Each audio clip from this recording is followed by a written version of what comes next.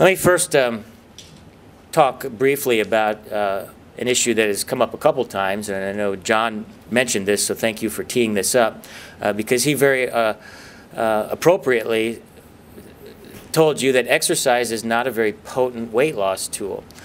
And some of the very best evidence for that comes from studies done in identical twins. And this is an incredibly well-controlled study, metabolic ward study, where they took identical twins, so they have the same DNA, and had them locked up, and they actually did overfeeding studies, and I don't have a graph here of this, but they specifically overfed twins. But in this particular experiment, they had twins exercise 2 times per day for an hour each, so 2 hours per day of exercise, 6 days out of 7 days, over a period of 3 months. And what you're looking at in this graph is the weight loss in the twin pairs. Sometimes people have a hard time calibrating their brain on this graph here, but you've got one twin on the x-axis, the other one on the y-axis. Now, if you do the math here and you believe in 1 pound of fat equals 3,500 kilocalories, these twins should have lost about close to, I think it was almost 10 kilograms, so about 20 pounds, a little over 20 pounds.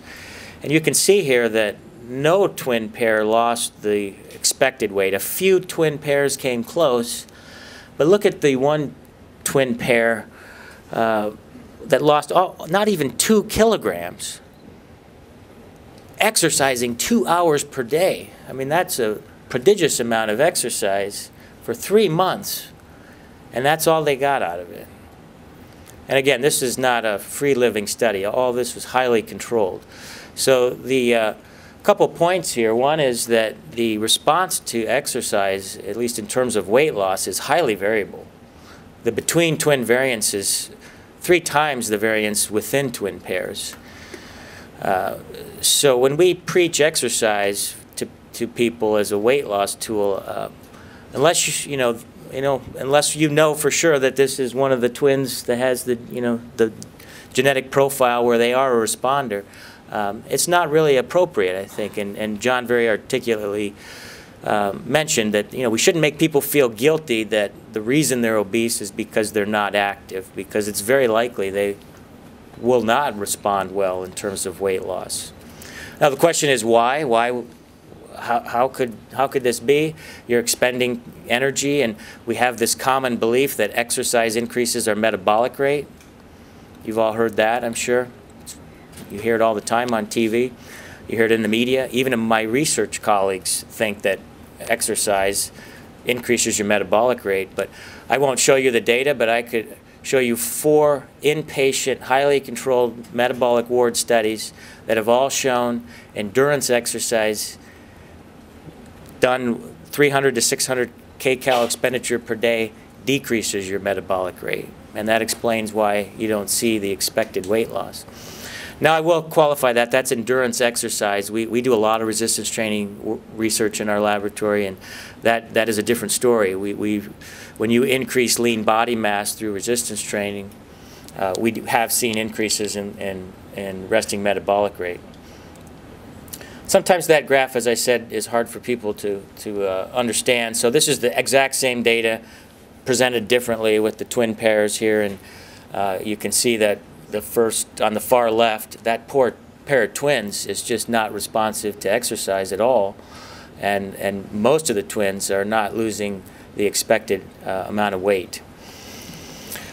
So more generally here, the status quo, and this is really the status quo as of May 2012. I mean, this is what most athletes believe, that carbohydrate is an ideal fuel source.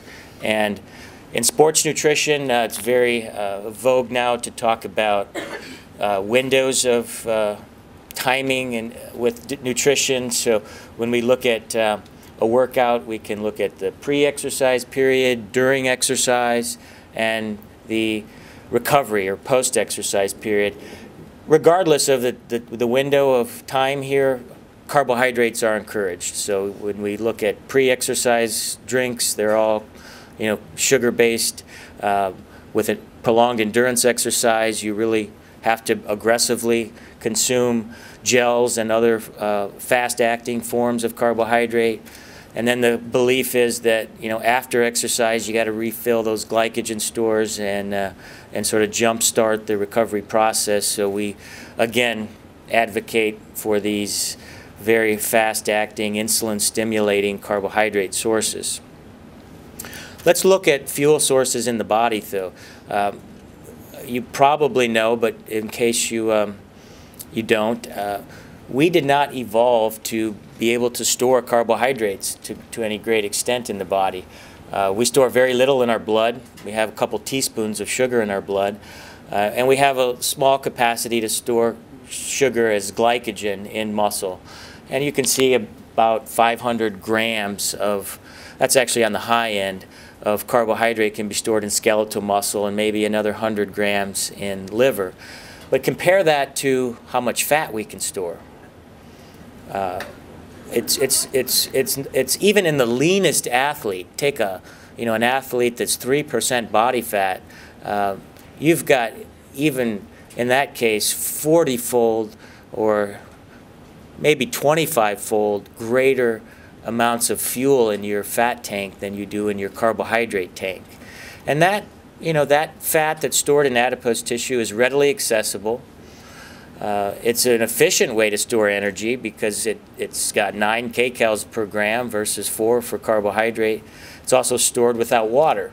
Every gram of glycogen that we store is stored with 2 to 3 grams of water. If you think we tend to, we don't want fat, right? We're trying to get rid of adipose tissue. But from a fuel perspective, for sports and performance, fat, it might be a better fuel. It's a larger fuel tank, and it reduces that need to consume carbohydrate during exercise if in fact you can tap into it. And you've all heard of the hitting the wall, right? Also referred to as bonking, and I realized that talking to some of my European colleagues that bonking has another definition. So I use bonking here. But what is bonking? Any marathon runners here or triathletes? So have you hit the wall before? Anybody? Not since low-carb. Exactly. That's one of my sort of sound bites here. Is you can make yourself bonk-proof by following low carb, but maybe you don't want to be bonk-proof.